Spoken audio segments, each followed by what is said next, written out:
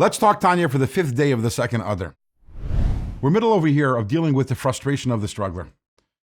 The struggler, we learned in the first 34 chapters of Tanya, the Alter Rebbe says, he's talking to us, the Beinoni, or the potential Beinoni, and saying, yes, you struggle, you have an animal soul, and you have all the desires and temptations and character flaws and impulses that come along with that, but that's fine. Why? Because I am teaching you how to have self-mastery. I'm going to teach you moyach shal alev, how the mind can be in control over the heart, and therefore you'll always do the right thing.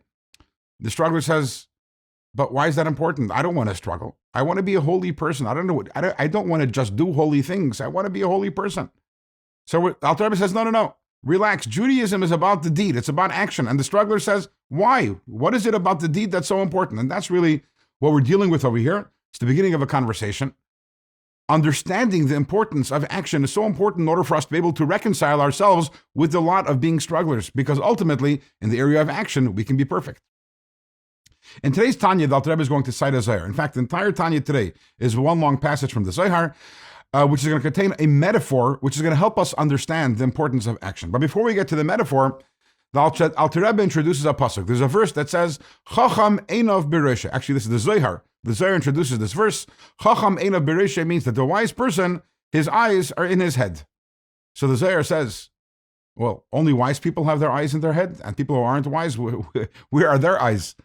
So the Zohar says, no. What it means to say is that the wise person, his eyes, in other words, his attention is constantly directed at his head. Why? Because Shchinta Sharia al Reshe, the divine presence, is rests on the head of every single Jewish person. So therefore, the wise person, their attention is constantly directed towards the head. Why is our attention directed there? Like, what is there anything we need to do about this? So the Zohar says yes.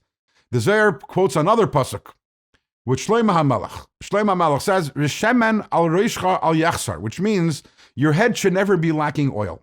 What does that mean? Your head should never be lacking oil.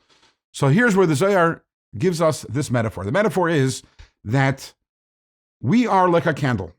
And just like a candle contains many different components, our body is the wick of the candle. The Shechina, which is above our head, the divine presence, which is above our heads, is the flame. Now we know that in order for a flame to remain attached to the wick, we need to have oil. What is the oil? The oil are mitzvahs.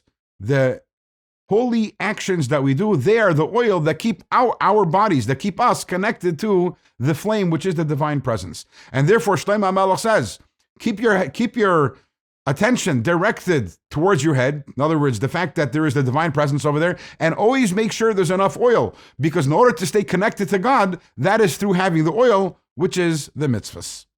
How does this metaphor help us understand the value of actions? That we will discover as we continue in Tanya.